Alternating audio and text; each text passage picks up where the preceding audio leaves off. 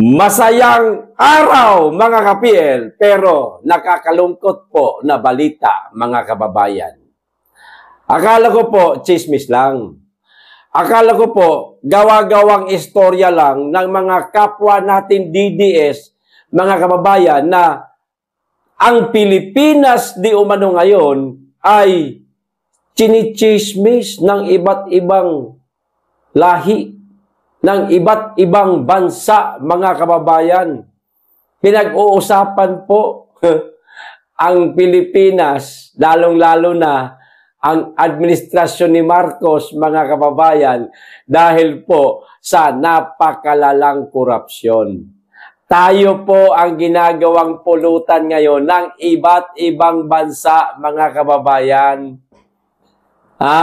Pero merong panglilibak po na kaakibat. Nililibak na po tayo ng iba't ibang bansa. Oo, noong administrasyong Duterte, mga kababayan, pinag-uusapan din po tayo ng iba't ibang bansa. Pero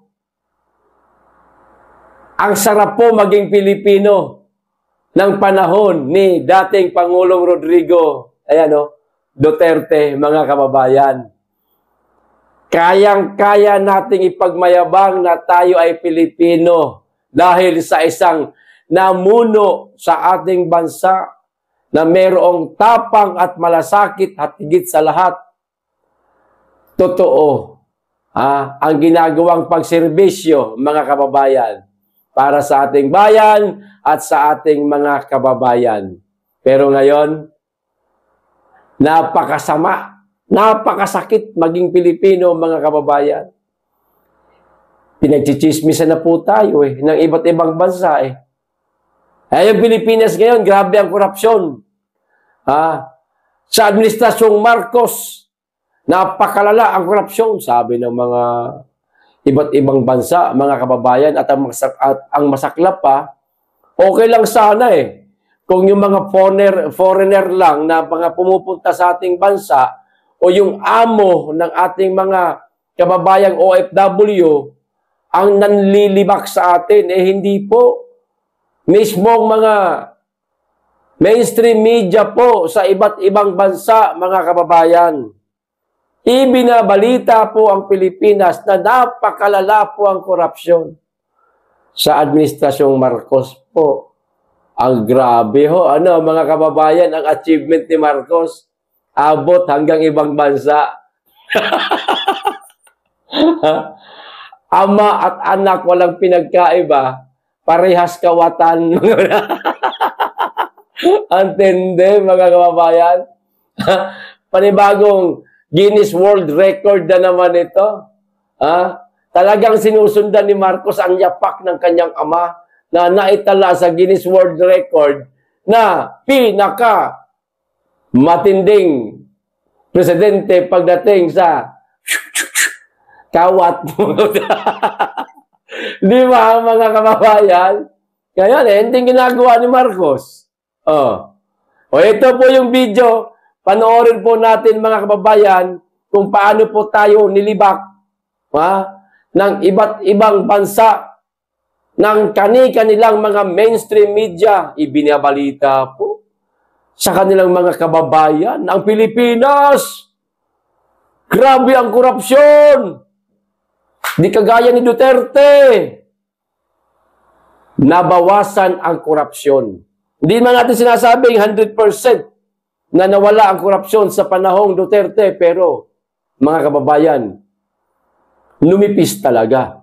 Kaya, pagtungtong ng Marcos administration, bumawi lahat ng mga kawatan. Nagnakaw ng nagnakaw ang mga buaya, mga kababayan. Wala nang ibang ginawa, hindi na nagtatrabaho ng maayos, kundi nagnanakaw na lang sila. Kasi najeta ho sila noong administrasyong Duterte. Hindi ho sila nakapagnakaw. Ngayon ho sila nagbabawi, mga kababayan. Eto na, panoorin na po natin ang video, mga kababayan. The government's anti-corruption drive on infrastructure projects gone wrong could potentially slow growth in the country until early next year.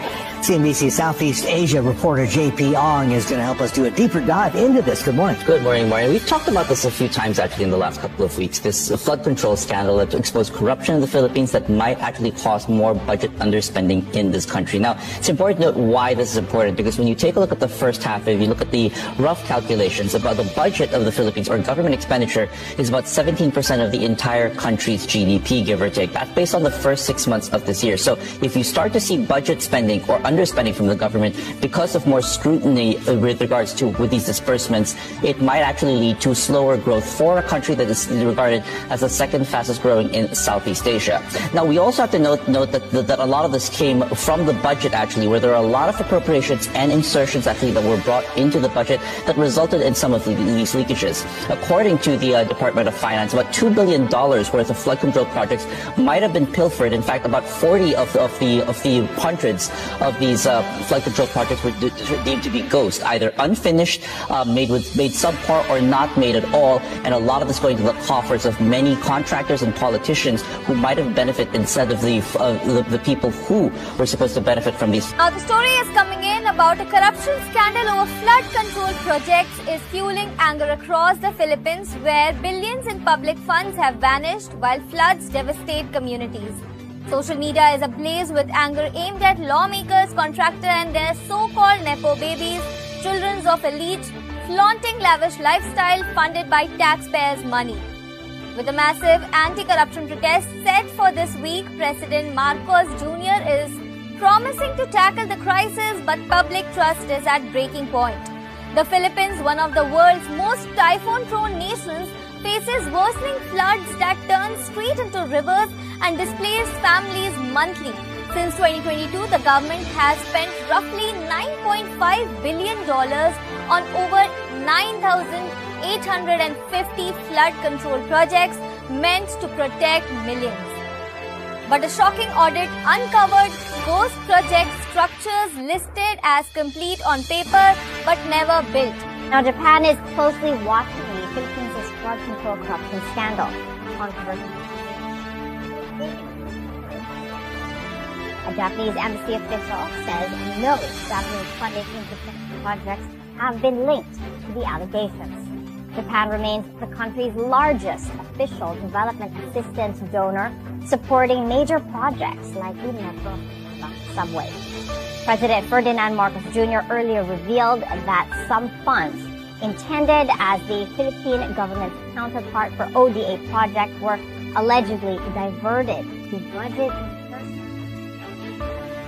From Manila, there have been several protests in the capital, Manila, Barnaby, in the past few weeks, and they're growing. What's sparking them?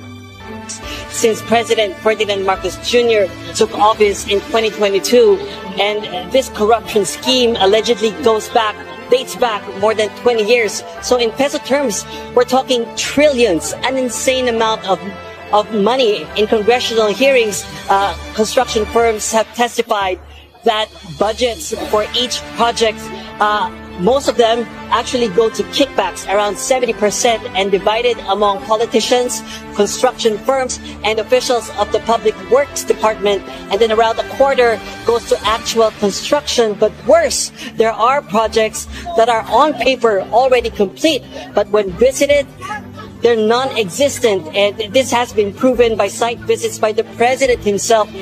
So the numbers are definitely growing as people are learning more and more about the scale of corruption in flood control projects. We're talking around $10 billion that have been spent in flood control projects.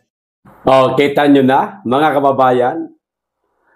Ang kawawa ho dito, higit na mas kawawa, mga kababayan, yung ating mga kababayang OFW na yung kanilang mga amo nagmamasid po sa kaganapan sa ating bansa. No, madalas manood ng balita, yung bang meron ding pakialam sa kanilang bansa, kung ano na ang nangyari sa kanilang bansa. Kaso nga, pinipick up po ng mga mainstream media nila ang kaganapan, ang napakalalang korupsyon sa ating bansa. Kaya tuloy, yung ating mga kababayang OFW, nakakantsawan tuloy ng kanilang mga amo. Hindi lang ng kanilang mga amo, kundi ng mga ibang lahi na nakakasalamuha nila. Taas kamay sa mga kababayan nating OFW na nakaranas po ng pambubuli mula sa iba't ibang lahi dahil sa napakalalang korupsyon sa ating bansa. Paki-comment po, magbabasa po ako mga kababayan. Ipipicture ko po kayo sa susunod ko na vlog. Special mention ho kayo para malaman po natin kung gaano na karami na mga OFW ang nabubuli dahil sa kapabayaan at napakalubhang korupsyon sa Administrasyong Marcos, mga kababayan. Ito pa, idagdag ko pa ho itong isa pang balita. Di ba, natandaan po ninyo, mga kababayan, na ang sabi, tatanggalan daw ng pensyon ang mga AFP, mga retired AFP, mga kababayan, retired military. Ngayon, pumalag mga kababayan, si Alex Paul Monteagudo, mga kababayan, sa AFP.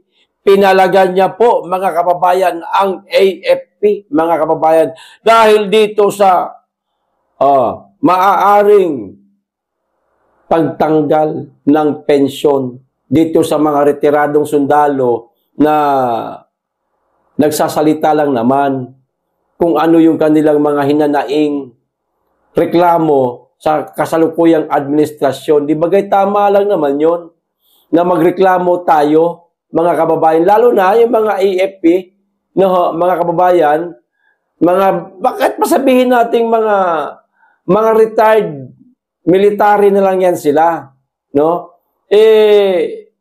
mas mainam nga yung ganun yung retirado na sila kasi civilian na lamang po sila, kagaya ho natin, mga kababayan. Meron po silang higit na karapatan na magsalita. Dahil noong sila'y nasa serbisyo pa, nakatali pa ang kanilang personalidad sa kanilang profesyon, na maging non-partisan. Sana non-partisan ngayon. Ano po bang naobserbahan ninyo, mga kababayan, sa mga men in uniform ngayon? Nagtatanong lang po ako hindi po ako nagpaparatang. Magtatanong lang po ako. Ang men in uniform ba ngayon, mga kababayan, non-partisan o partisan? Kayo na pong humusga. Ito po ang sabi, mga kababayan, ni Monteagudo. Former NICA Director General Monteagudo, binuweltahan ang AFP sa banta ng pag-alis ng pensyon ng mga retiradong sundalo. Mga kababayan, bumuwelta.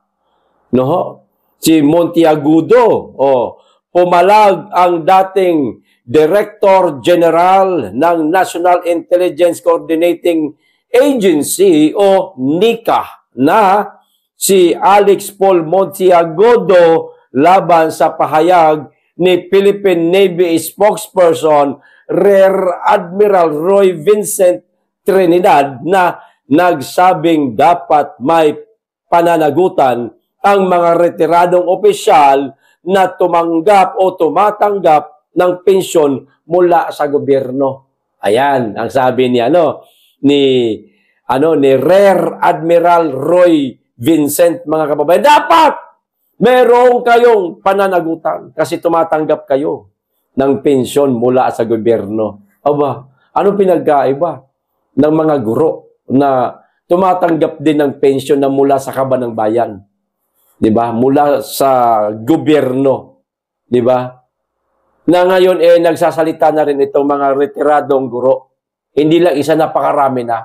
Meron nga akong panood nga mismong guro talaga. Guro talaga, active teacher talaga siya ngayon. Nagsasalita siya ngayon, mga kababayan. Di ba? Pero yung iba tahimik, okay, karapatan ho nila yan. Ito pa, ang pananagutan, ang sinasabi mo, Anong pananagutan na sinasabi mo? Ayan pala, sabi niya, mga kababayan. Tapos na kaming magserbisyo. Ayan. Ikaw ang may pananagutan sa taong bayan dahil tumanggap ka ng pera na galing sa buwis ng mamamayan. Tama, mga kababayan. Di ba? Sir, ano pangalan nito? Si Roy Vincent Trinidad. Kayo daw po ang mayroong, sir, ang pananagutan dahil tumatanggap pa daw po kayo ng sweldo o galing sa buwis ng mamamayan namin po, sir. Hindi naman po, ganito kasi, iniba kasi nila ang iniba kasi nila ang mga sinasabi o binigyan nila ng ibang kahulugan ang ginawa ng mga taga-UPI o ito mga retiradong sundalo. No? Binigyan nila ng ibang meaning, mga kababayan, ng ibang kahulugan Nagsasalita na itong mga retiradong sundalo, di ba? Ito nga yung UPI, mga kababayan, Pero para ho sa kanila,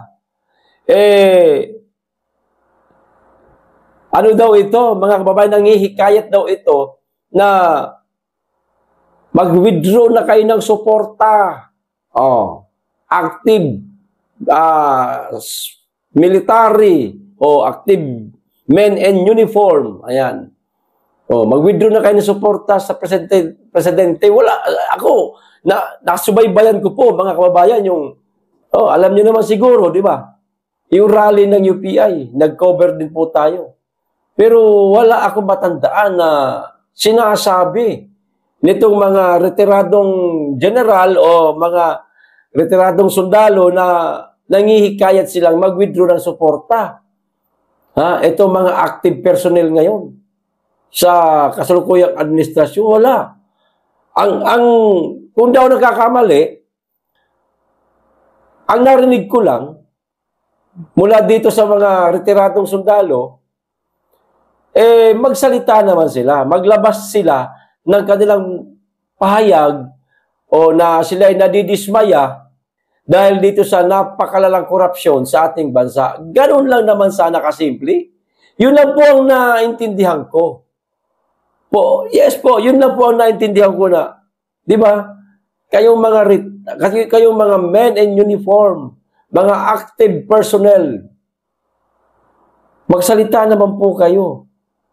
Tutulan nyo po itong napakalalang korupsyon. Kundinahin po ninyo ito. Yun lang naman ang gusto ng tao iniiba ho ninyo ang pagpasok sa isip nyo ba? Iniiba nyo pagkakaintindi nyo Para kayong, alam nyo yung nakadroga kayo, tamang hinala. Ganun ba? Tatanong lang, gumagamit ba ng drugs itong ating mga matataas na opisyal na kasundaluhan? Bakit? Nagtatanong lang po. Hindi po, tatanong lang po ako, hindi ako nagpaparatang. Magamit ba kayo ng pulburon, mga sir? Iniiba ho ninyo yung yung sinasabi ng mga retiradong sundalo. Hindi naman po kayo browner. Yan. O sino pa bang mga general? O tara dito, pumunta, sumampa kayo sa tablado at pababain nyo si Marcos. Wala naman sinasabing ganun yung mga taga-UPI Ito mga retiradong sundalo. Sa pagkakatanda ko lang, wala akong narinig na ganyan. Ang narinig ko lang mula sa kanila, sana magbigay sila ng komento kung dinahin itong mga active personnel ang nangyayaring napakalalang korupsyon sa ating bansa. Yun lang naman kaso masyado ho kayong defensive Relax lang po. Relax lang. Hindi naman po namimilit yung mga retiradong general, mga retiradong men in uniform, mga sundalo, mga retirado. Hindi naman po sila namimilit.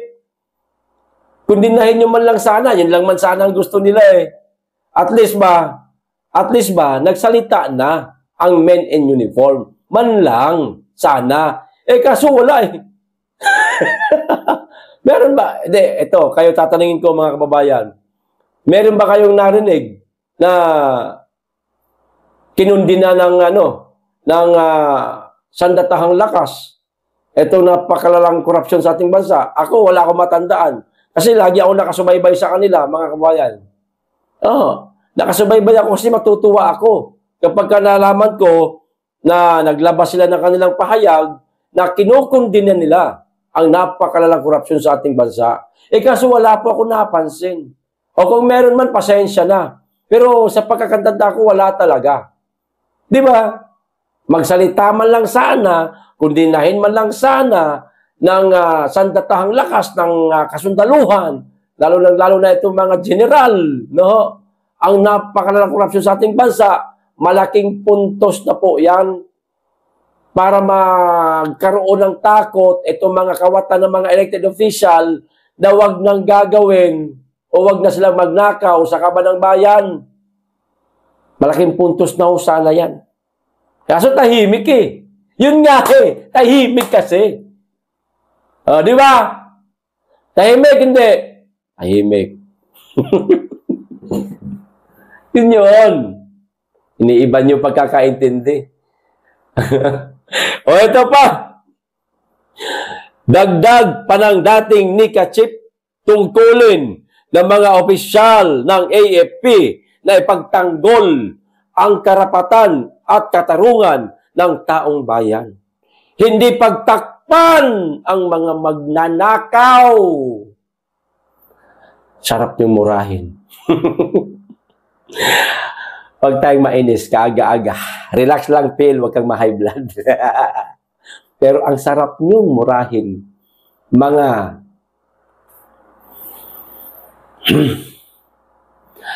Allahu Akbar. Ito pa. At dapat pinaglalaban mo ang karapatan at hustisya para sa taong bayan. Hindi nyo dapat pagtakpan ng mga magnanakaw. Anak ng, di ba?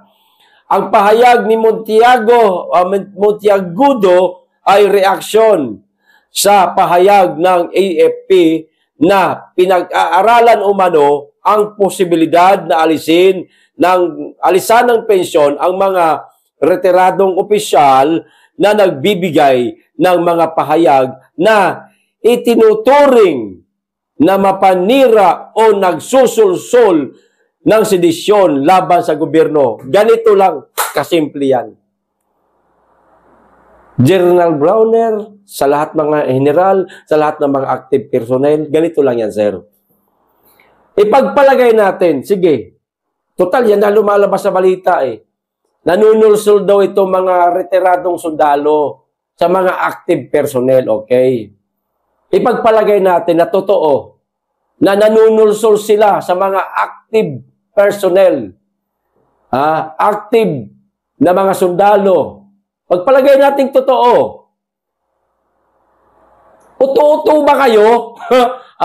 Para sundin nyo itong mga retiradong sundalo na ito?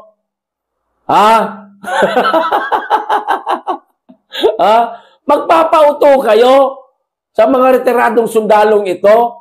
Bakit nyo pa kinakailangan i-publish? Ito pa kasi, sinusulsulan kami. Ito mga retirado.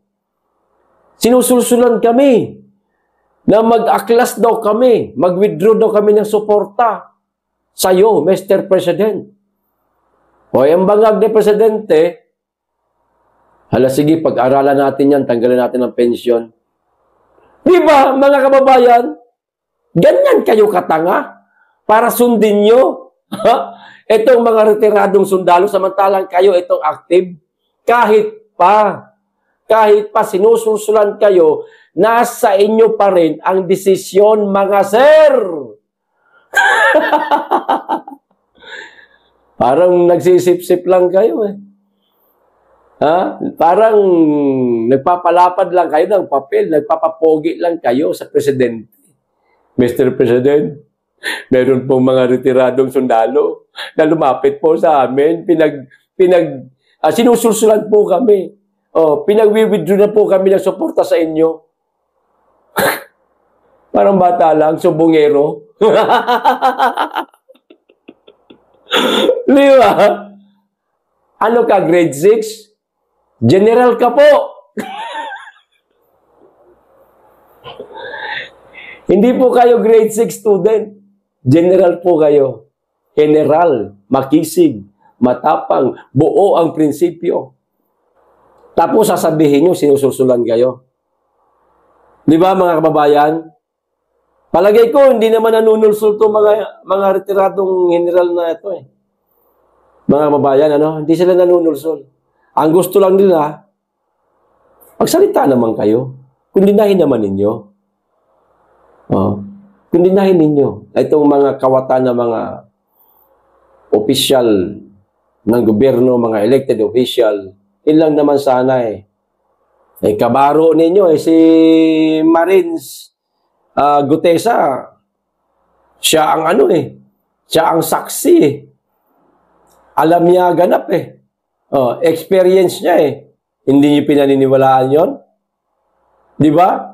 Tapos tahimik pa rin kayo. Hindi niyo kinukundina itong grabing corruption sa ating bansa. Ano ibig sabihin yan? Sino hindi maghihinala niyan sa inyo? Isang simpleng liham lang. Simpleng liham lang ba?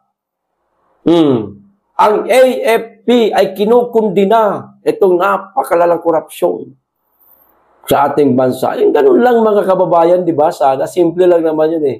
Huwag niyong ipagpapatuloy yan dahil kung hindi, magkakagulo tayo. Kaya, ganun simpleng may tapang ba na pagkundina na merong tapang, siguradong matatako yung mga kawatan ng mga politiko na yan. Kaso wala nga, tahimik nga eh. Di ba, mga kababayan? Ito pa. Ayon kay AFP spokesperson Colonel Francel Margaret Padilla, kasalukuyang nirerespeto ang military pension system matapos may ilang retiradong opisyal na umano'y nanawagan ng withdrawal of support. Yan talaga ang, tawag nito? Idinidiin nila lagi mga kababayan. Nananawagan daw itong mga retiradong opisyal o retiradong sundalo na mag-withdraw na ng suporta sa kasalukuyang Pangulo. Yan po ang idinidiin nila. Sa palagay ko, bakit? Para hindi na po magsalita itong iba pang mga retiradong men in uniform. Lalong-lalo na itong mga active personnel, aktibong mga sundalo sa ating bansa. Kumbaga, kinakailangan nila itong gawin na pag-aralan o takutin itong mga retirado sa pamamagitan ng pagpigil di umano o pagpapatigil di umano ng kanilang pensyon para manahimik na lang. Imbis na magyaw-yaw kayo dyan sa kalsada, pag-ingay kayo, baka makahikayat pa kayo ng mga active personnel, manahimik kayo. Kung hindi, tanggal ang pensyon ninyo. Di ba? Ganyan lang kasimple, mga kababayan. Pagkatapos magserbisyo, lahat ng mga retiradong ito sa ating bansa, isang paa na sa hukay, mabuting at nakapagretirong kumpleto pa ang paa at kamay. Tapos, nagsasalita lang. Di ba? Naglabas lang kanilang hinanaing tungkol dito sa napakalalang korupsyon na nangyari sa ating bansa. Pipigilan mo, tatakutin mo, tatanggalan mo ng pensyon para manahimik. Di ba? Papaano naman yung ibang bansa na pinagtatawanan na tayo? Di ba, mga kababayan? Mr. President, General Browner at sa lahat ng mga men in uniform, pinagtatawanan na po tayo ng ibang bansa, mga sir. Opo, nakakahiya po. Kayo po ang nanunungkulan ngayon yan. Kayo po ang nasa pwesto. Kayo po ang nanunungkulan. Sa inyo po ang hambalos nito, sir. Pero damay po kami rito kasi pare-pareso tayo Pilipino. Baka sabihin ng ng ibang lahi, ng ibang bansa na lampa ang kasundaluhan natin. dahil ni sa isang simpleng pagsutsut, tigil nyo yan. Wala man lang ginawa. Patatanggalan pa ng pensyon yung mga retirado. Baka sabihin nilang ganun, sir. Pagtawanan kayo. Samantala, sa ibang bansa, mga kasundaluhan ang nanguna para mapababa ang mga elected official na mga korap sa kanilang bansa. Uulitin ko, ulilinawin ko, hindi ko po sinasabi sa bidyong ito na mag-aklas kayo laban sa Pangulo. Hindi po. Mag-withdraw kayo ng suporta, hindi po. Isang simpleng liham. Liham lang, sir. Ako, si General Pitong Gatang, pinaka mataas na general sa bansang Pilipinas. Kinukundin ako ang mga nangyayaring pagnanakaw, anomalya sa flood control project, nakawan sa kabanang bayan. Itigil nyo yan. Kung hindi, maghahalo ang balat sa tinalupan. Yung mga simpleng ganun lang. Ang tutya naman, no? Hindi nyo pa magawa. Ano, duwag? O natalian na sa liig? Nagtatanong lang po. Hindi po ako nagpaparatang. Nagtatanong lang po. Okay? Hanggang dito lang. Maraming salamat. Mag-iingat kayong lagi at higit sa lahat, mahalin po natin ang Pilipinas, mga kababayan.